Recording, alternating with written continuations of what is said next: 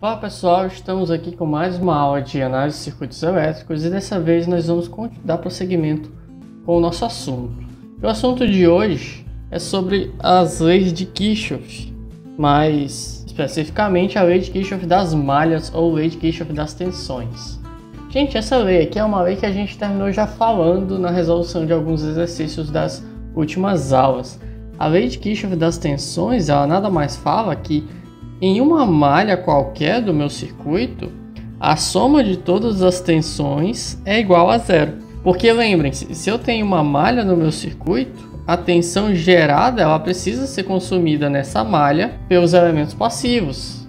Então eu preciso que toda a minha tensão gerada seja consumida em qualquer malha que eu tiver do meu circuito. Então vamos nos lembrar disso aí, que a soma de todas as tensões de uma malha é igual a zero.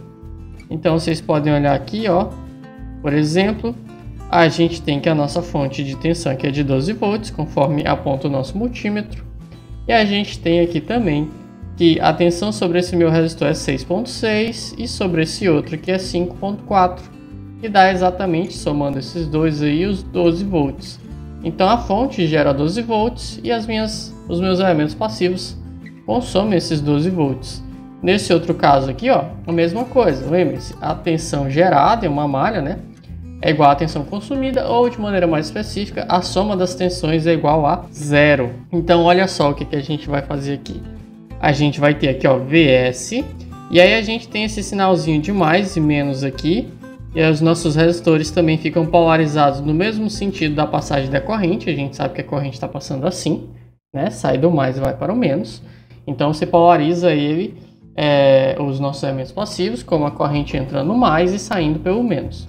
E aí a gente vai escolher o sinal de saída ou o sinal de entrada para montar a nossa equação.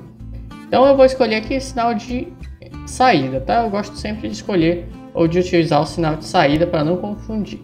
Então vamos lá, a gente vai ter então que VS menos, aqui ó, sinal de saída, então mais VS, menos 5 volts, menos 10 volts, né? E aí aqui a gente fecha a malha, porque aqui a gente tem uma conexão. Isso aqui é igual a zero. Então, VS menos 15 é igual a zero, logo VS é igual a 15 volts, certo? Então é bem simples a gente utilizar isso daqui. Basta nós lembrarmos sempre, lembrem-se disso, que a gente tem de polarizar os nossos resistores corretamente, tá bom? Minha fonte de tensão já vem polarizada, a gente sabe que a corrente percorre nesse sentido.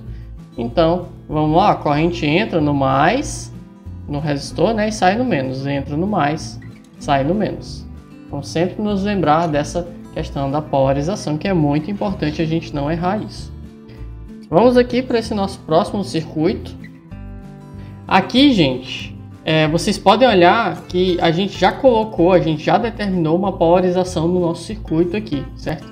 Apesar de que talvez vocês tenham alguma dúvida em relação à fonte que nós temos. Então vamos lá, ó, vou fazer aqui, ó, sentido da corrente, no mesmo sentido da polarização que já está aqui nos meus resistores, e vamos montar a nossa equação.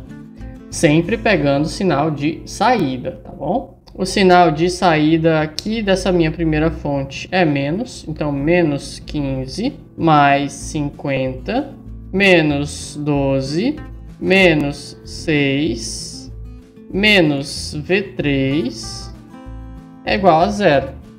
Se a gente resolver esses caras aqui, ó, a gente pode pegar eles e colocar na calculadora. Aqui a gente vai ter 17 volts, né? Menos V3 igual a zero, logo V3 é igual a 17 volts. Portanto, descobrimos aqui quanto que é a queda de tensão em V3, que é 17 volts, tá? Então, vamos até analisar de outra forma aqui, 17 volts. Se a gente pegar o equivalente dessas duas fontes de tensão, vira uma única fonte de 35 volts. 35 volts. Então, esses 35 volts tem que decair nessa nossa malha. Então, 35... Aqui decai 12, sobra quanto? Sobra 23, né? 23. Aqui decai 6, aí sobra 17, e aí decai 17, e aí sobra 0, né? Daí o nosso nó de referência bem aqui. Vamos para a nossa próxima questão. Temos aqui já sabemos a nossa corrente aqui.